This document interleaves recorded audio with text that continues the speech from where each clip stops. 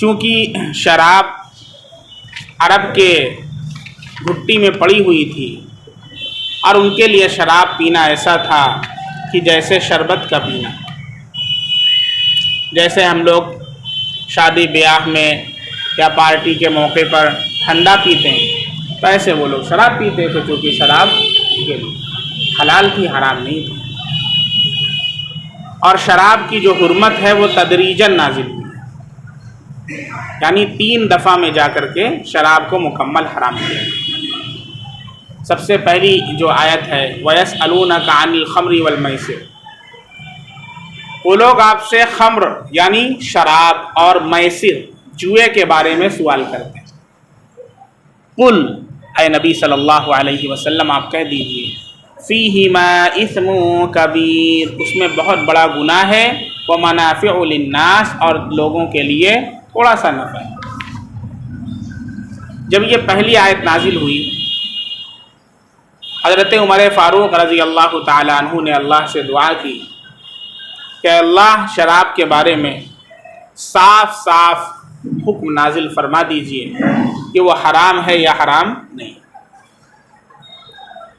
اور چونکہ شراب تو خراب چیز تھی لیکن حلال تھی، اس لیے صحابہ بھی پیتے تھے،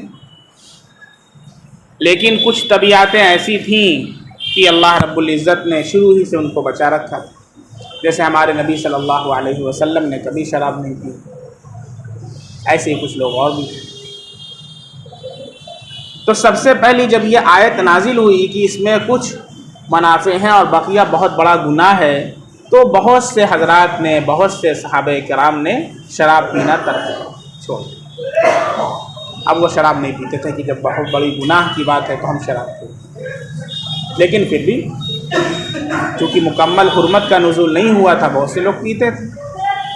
حضرت عبد الرحمن بن عوف، اس آیت کا کیا شان نزول ہے وہ میں آپ کو بتا رہا ہوں کہ حضرت عبد الرحمن بن عوف رضی اللہ تعالیٰ عنہ نے دعوت کی اور صحابہ کرام کی دعوت میں شریک تھے۔ اس میں سے حضرت علی رضی اللہ تعالیٰ عنہ بھی تھے اور دیگر صحابہ کرام تھے۔ اور دعوت کے بعد شراب کا دور چلا اور اس کے اندر شراب پی گئی اور حتیٰ کہ نشے کی حالت ہو گئی، اور پھر اس کے بعد نماز کا وقت ہو گیا۔ اب یہ ہے کہ بھائی نماز پڑھ لی جائے، تو پھر حضرت علی رضی اللہ تعالیٰ عنہ کو ایک روایت میں ہے اور ایک میں ہے کہ حضرت عبد الرحمن بن عوف رضی اللہ عنہ کو امامت کے لیے آگے بڑھایا۔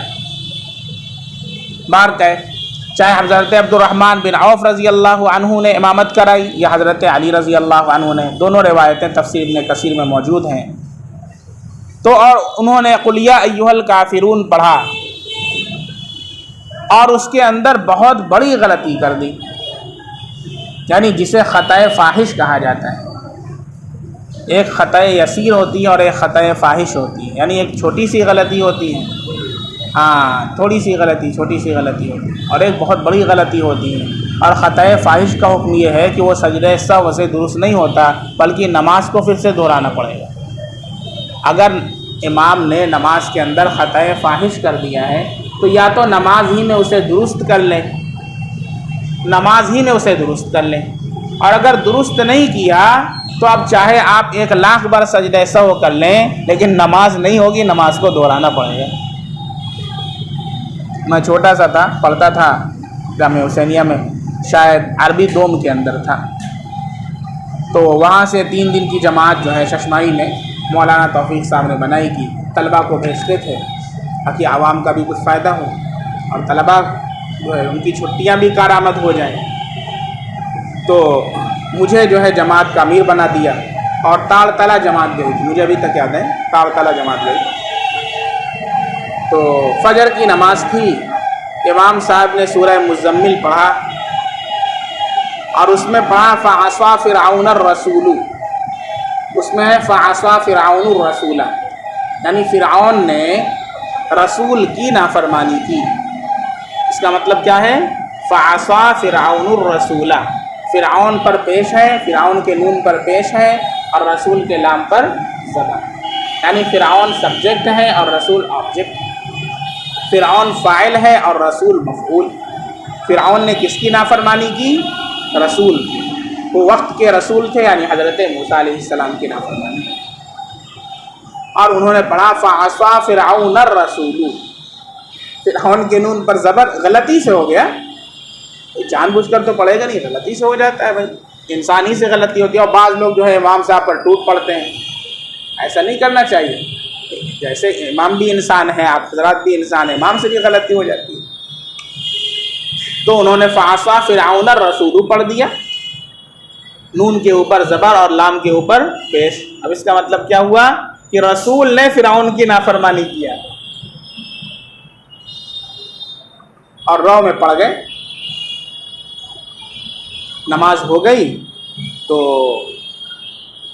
مجھے جو ہے کہیں پر یہ مسئلہ میں نے کتاب میں پڑھا تھا، تو میں کھڑا ہوا اور میں نے کہا کہ نماز لوٹانا پڑے گا۔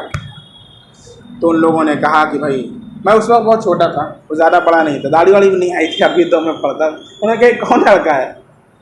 چلو کہنے لگے کون لڑکا ہے بھائی؟ یہ کہہ رہا نماز لوٹانا پڑے۔ کیوں نماز لوٹانا پڑے؟ امام صاحب نے پوچھا کیوں؟ میں نے کہا اس میں خطأ فاحش ہو گئی، بہت بڑی غلطی ہو گئی ہے، اور وہ جو ہے بغیر یا تو نماز میں درست کر لی جائے، سجدہ سہو سے بھی درست نہیں ہوتی ہے، میں نے پڑھا ہے جو وہ مجھے یاد ہے۔ تو ان لوگوں نے میری بات نہیں مانی، اور پھر اس کے بعد کہیں بڑے مفتی صاحب کے پاس کہیں فون لگایا۔ چونکہ آج کل لوگ متاثر ہوتے ہیں جبے قبے سے، میری عادت نہیں۔ ابھی ایک صاحب سعودی سے جبہ لا کر کے دیے ہیں، بہت لمبا چوڑا ہے، سب پہنی مفتی صاحب۔ اب مجھے اچھا ہی نہیں لگتا کہ ایسی چیز پہنے کہ 10 لوگ آ کر کے دیکھیں، لوگوں کا اٹریکشن اچھا ہی نہیں لگتا ہے۔ میری دادی حج کرنے ہم لوگ گئے تھے، تو دادی نے بڑے شوق سے میرے لیے جبہ خریدا تھا، اور جیسے عرب رومال لگا کے اوپر کالا سا وہ لگاتے، بڑا شوق تھا فتوا پہنے گا، لے کر کے آئیں، کہنا چل پہن، ہمیں اچھی نہیں لگی۔ اصل میں کیا، پھر لوگ دیکھنے لگتے ہیں، عادت چونکہ ہم لوگوں کی نہیں ہے۔ میں نے نہیں پہنا، ادھک رکھے بچا وہ کپڑا جو ہے ابھی رکھا تھا ہماری اہلیہ نکال کر کے کسی صاحب، کہنے لگے آپ پہنتے نہیں۔ تو ان لوگوں نے بڑے مفتی صاحب کو کہیں فون لگایا، برینی لگایا، لال دروازے لگایا شاید، تو بتایا کہ ایسا ایسا مسئلہ ہے، انہوں نے ایسا ایسا بتایا ہے۔ تو وہاں سے کہا کہ نہیں صحیح مسئلہ بتا رہے ہیں، نماز دہرانا پڑے گا۔ تو نماز دہرائی گئی ماشاءاللہ۔ تو کبھی خطأ فاحش ہو جاتی ہے تو نماز دہرانا پڑتا ہے۔ اب یہاں پر خطأ فاحش ہو گئی۔ خطأ فاحش کیا ہوئی؟ تفسیر ابن کثیر میں لکھا ہوا ہے کہ نماز میں انہوں نے پڑھا قل یا ایھا الکافرون اعبد ما تعبدون۔ کیا پڑھا؟ لا اعبد ہے، یعنی میں عبادت نہیں کرتا، ما تعبدون ان معبودوں کی جن کی تم عبادت کرتے ہو۔ اور کیا پڑھ دیا؟ اعبد ما تعبدون، میں عبادت کرتا ہوں ان معبودوں کی جن کی تم عبادت کرتے ہو۔ اب بتائیے کہاں سے کہاں مسئلہ ہو گیا؟ زمین سے عرش ہو گیا ہے کہ نہیں؟ اور پھر آگے پڑھا وَأَنْتُمْ عَابِدُونَ مَا أَعْبُدُ، اور تم عبادت کرتے ہو جس کی میں عبادت کرتا ہوں۔ وَأَنَا عَابِدٌ مَا عَبَدتُّمْ، اور میں عبادت کروں گا جس کی تم عبادت کرتے ہو۔ اب ظاہر سی بات ہے اتنی بڑی غلطی ہے، اگر اس کو صحیح نہیں کیا گیا تو سجدہ سہو سے تو صحیح ہونے والا نہیں، نماز دہرانا پڑے گا۔ اللہ کے نبی صلی اللہ علیہ وسلم تک مسئلہ پہنچا، اس لیے کہ صحابہ کرام میں جب بھی کوئی اس طرح کی اختلافات ہوتے تھے تو آپس میں جھگڑا نہیں کرتے تھے، اللہ کے نبی صلی اللہ علیہ وسلم تک مسئلہ لے کر کے جاتے تھے، اور آپ صلی اللہ علیہ وسلم مسئلے کا حل فرما دیا کرتے تھے، اور یہی امت کے لیے مشعل رہا۔ آج چھوٹی سی بات پر دیکھا جاتا ہے کہ ہم لوگ جن کو ذرا سا بھی دین کو نالج نہیں ہوتا ہے، ایک ایک گھنٹے تک بحث کرتے رہتے ہیں۔ بالکل یہ غیر مناسب بات ہے۔ اختلاف ہو سکتا ہے، لیکن اختلاف کا نتیجہ حسد نہیں ہونا چاہیے، بلکہ اصلاح ہونی چاہیے، اور جا کر کے علماء سے مفتیان کرام کے سامنے مسئلہ حل کر لیں، اور پھر آپس میں شیر و شکر ہو جائیں، آپس میں اختلاف حسد نہ کریں۔ تو اللہ کے نبی صلی اللہ علیہ وسلم کے پاس جب مسئلہ آیا ہے تو آپ صلی اللہ علیہ وسلم پر حضرت جبریل علیہ السلام یہ آیت لے کر کے نازل ہوئے ہیں جو آج پڑھی گئی ہے، سورہ نساء کی آیت نمبر 43، جس کے اندر نماز کے قریب جانے سے منع کر دیا گیا، یعنی نماز پڑھنے سے منع کر دیا گیا نشے کی حالت میں۔ فرمایا یا ایھا الذین آمنوا لا تقربوا الصلاۃ وانتم سکارى، اے ایمان والو نماز کے پاس بھی ایسی حالت میں مت جاؤ کہ تم نشے میں ہو۔ اب تو بہت سارے صحابہ نے شراب پینا چھوڑ دیا کہ بھائی جب نماز کے وقت جو ہے شراب پینے سے منع کیا جا رہا ہے اور نماز ہم اس حالت میں نہیں پڑھ سکتے ہیں تو اس کا مطلب یہ بہت خراب چیز ہے، اب اسے چھوڑ دیا۔ لیکن چونکہ ابھی مکمل حرمت نہیں نازل ہوئی تھی تو بہت سے صحابہ کرام ابھی پیتے تھے۔ اسی کا ایک واقعہ یہ بھی ہے کہ غالباً حضرت سعد رضی اللہ تعالیٰ عنہ ایک ایسی پارٹی چل رہی تھی اور اس میں ہڈی تھی، ہڈی کو کھینچ کر کے مارا اور ان کے ناک پر لگی اور خون نکل آیا شراب کی حالت میں۔ یعنی ایک آیت کا کئی پس منظر ہوتا ہے، ایسا نہیں ہے کہ کسی ایک ہی واقعے کے تحت، جب اس سے متعلق بہت سے واقعات رونما ہوتے ہیں تو اللہ کی طرف سے کوئی آیت اور کوئی حکم نازل ہوتا تھا، تو اس طرح کے بہت سے واقعات ملتے ہیں، تو پھر یہ آیت نازل ہوئی اور اس سے بہت سے لوگوں نے شراب پینا چھوڑ دیا۔ پھر حضرت عمر فاروق رضی اللہ عنہ نے دعا فرمائی کہ اللہ شراب کے بارے میں کافی اور شافی حکم نازل فرما دیجیے، کیونکہ ابھی بھی مکمل حرمت کا حکم نہیں ہوا تھا۔ پھر اس کے بعد سورہ مائدہ کی آیت آئی ہے، یہاں پر مکمل طور پر شراب کو حرام کر دیا۔ اور پھر جب اللہ کے نبی صلی اللہ علیہ وسلم نے اعلان کرایا ہے تو جس کے گھر میں 500 سال، کسی کے گھر میں 600 سال پرانی شراب، کسی کے گھر میں 700 سال پرانی شراب، اس وقت بہت امیر اور رئیس مانا جاتا تھا وہ شخص جس کے پاس جتنی پرانی شراب ہوا کرتی تھی، اور لوگ فخریہ انداز میں بیان کرتے تھے، شعر و شاعری میں اس کا ذکر ہوتا تھا کہ میرے گھر میں تو 600 سال پرانی شراب، تو دوسرا کھڑا ہوتا وہ کہتا 600 سال، میرے گھر میں 800 سال پرانی شراب، اس کو فخریہ بیان کیا کرتے تھے۔